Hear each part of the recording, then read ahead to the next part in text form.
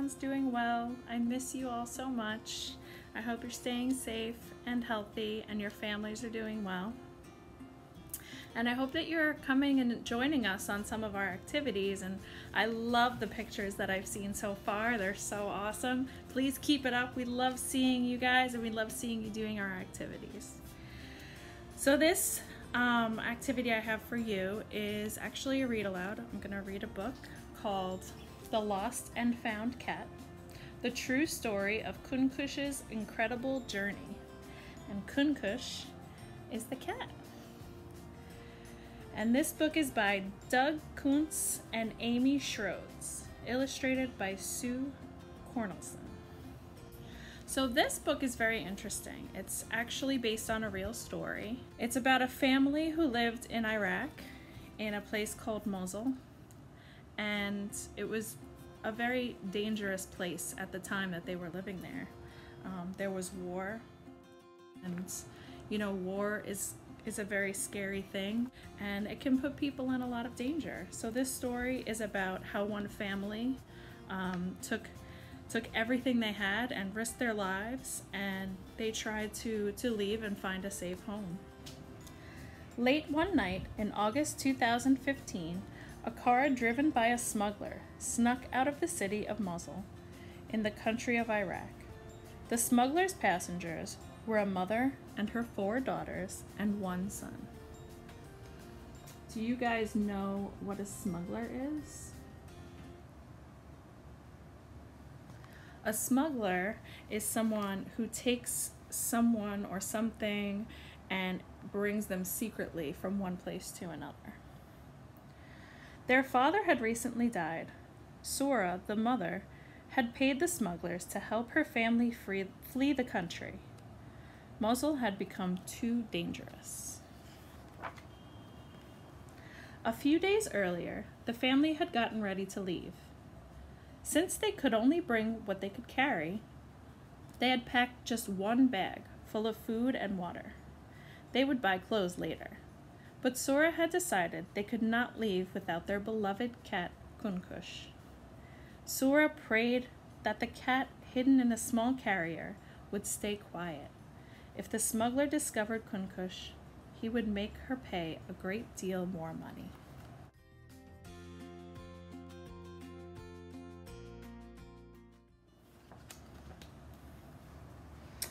Two hours later, the car stopped and they were told to get out. Another smuggler met them and led them on foot through forests and over mountains, stopping only to eat and sleep in the woods. Sora feared that her children, Rehab, 18, Hakam, 16, Mab, 11, Albab, 10, and Ansab, 9, that's their ages. But they saw it as an adventure, often singing as they walked during the 3-day journey. Sora and her son Hakam took turns carrying Kunkush at the back of the lion, so that if the cat meowed, the smuggler wouldn't hear him. Whenever they stopped to rest, Sora took Kunkush behind some trees to let him out and feed him. That's so important, right? Can you imagine being carried in a crate on a 3-day journey and not being able to move? So they had to take him out in secret.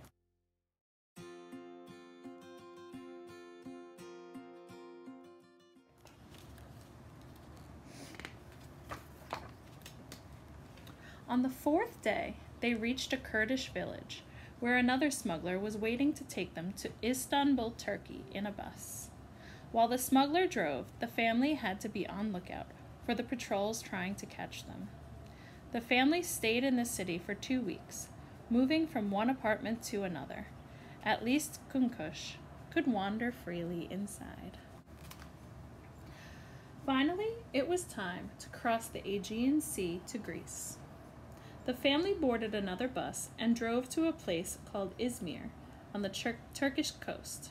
Then they walked 3 hours along the beach until they were told to put on life jackets.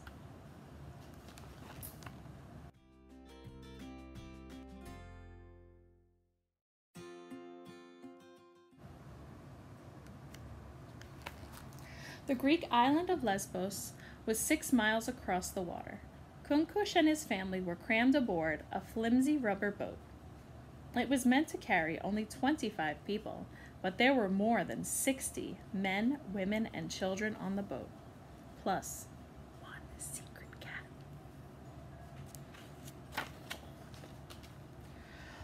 Almost as soon as the overcrowded boat launched, it began taking on water because it was too heavy. From the shore, people shouted at the passengers to throw their belongings overboard to make the boat lighter, but most refused. Sarah tried to hold Kuntz's carrier above the water until a wave drenched them all. The sinking boat had to return to shore. As a crush of people got off, Kuntz's carrier door was broken. Determined to make the crossing, Sora told her kids to stay aboard. The boat launched again, this time with fewer passengers. Sora was scared, because only her son Hakam could swim, but her daughters were unconcerned, enjoying the ride in the sun after weeks of hiding. The 3-hour crossing to Lesbos felt like it flew by thanks to their excitement.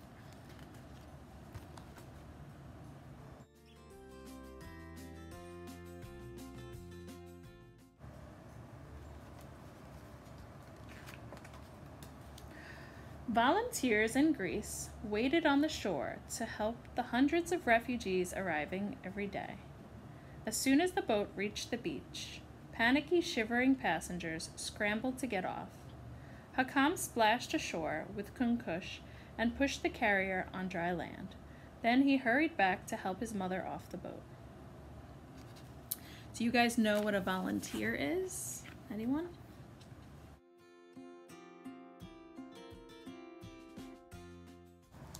Volunteering means that you spend some of your own free time helping others. So a volunteer could help people who lost their homes in a disaster, or in this case, people that had to flee a country that was at war. People volunteer to help the environment. There are many reasons, good reasons, to volunteer your time to help others. Wet and frightened, Kuntz pushed his way out of the broken door of his carrier. He quickly disappeared into the forest like a deer.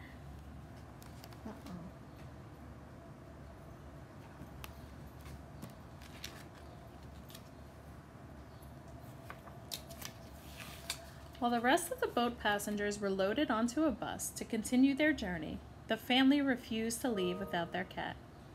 Several volunteers helped them look for Kuntz. They searched for hours. At last they had to give up. The heartbroken family needed to leave, taking the next step toward their new home. What would you do if you lost your family pet? Would you go super far to find it? I know I would. I get scared sometimes that my pet is gonna run away off the leash, because he's a puppy and he's not trained yet. In a little fishing village on Lesbos, where Kuntz's family had arrived, there lived a colony of island cats. No one owned them, but fishermen kept them well fed. A few days after Kuntz's family had left, volunteers noticed a white cat hanging around the local cafes. The white cat's fur was filthy and matted. He looked like he was starving. The local cats seemed to know he was a stranger. They hissed and spat and chased him away.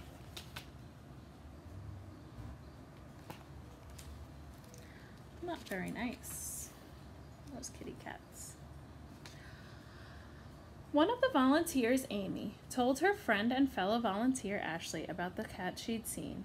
Could this white cat be the one that the family had lost? After questioning villagers and searching the island, Amy and Ashley found the white cat and took him to a local vet. Dr. Constantina shaved the cat's matted, filthy fur.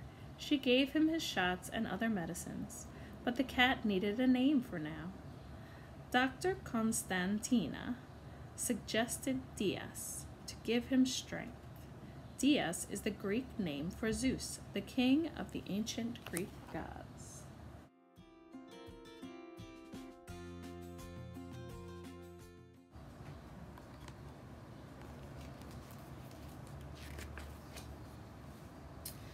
The friends took Dia back to Amy's apartment.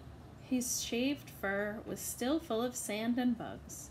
Amy bathed and scrubbed him until he was clean. He doesn't look so happy though, does he? I don't think cats are usually a fan of water. 5 minutes after his bath, the exhausted cat collapsed face down, mid-meow, and slept. You see this? This is how Miss Kelly's cat sleeps all the time. I'm sure she could show you a picture. It's very funny. Diaz stayed with Amy for over a month. Often he prowled around her apartment, yowling loudly. Amy believed he was looking for his family. Amy and her friends were determined to reunite Diaz with his family. But where were they? Volunteers created flyers, and Amy's friend Michelle, back in the United States, made a Facebook page for him.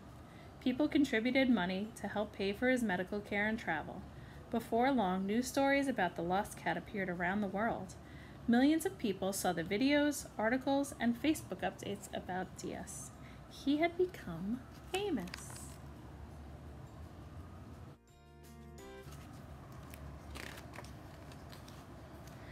Amy was fairly sure that Diaz's family had left Greece.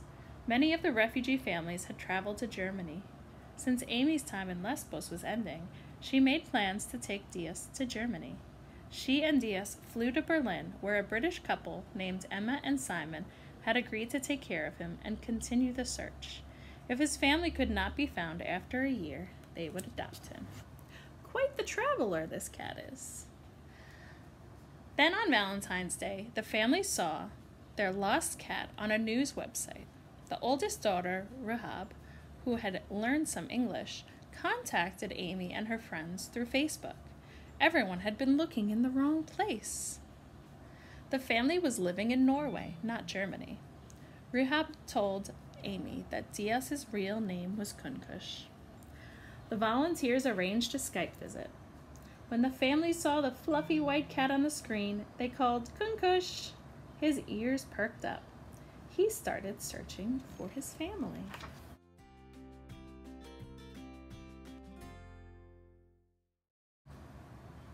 A photographer named Doug, in Lesbos in Germany, to show the refugees' story to the world, agreed to fly with Kuntz from Germany to Norway. But when he got to the airport in Berlin, the supervisor behind the counter told him he could not board the plane. "That carrier is too small," she said with a sniff. By this time, a crowd had gathered around Doug and his yowling white cat. Doug pleaded with her. He told her that the carrier was the right size. "That carrier is so small the cat cannot turn around," she snapped.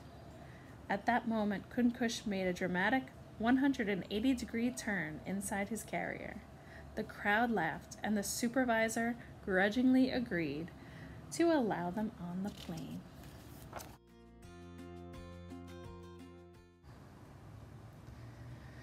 In Norway, Doug rented a car and drove 2 hours to the family's new home. They were waiting eagerly for him. So was a team of camera people and reporters. Sora opened the door and blinked at the bright lights of the cameras. Then she burst into tears as Doug placed Kuntz in her arms. "Ma habibi," she murmured. That's Arabic for "my darling." The entire family crowded around their long-lost pet. After 4 months and thousands of miles, Kuntz and his family were finally together in their new home.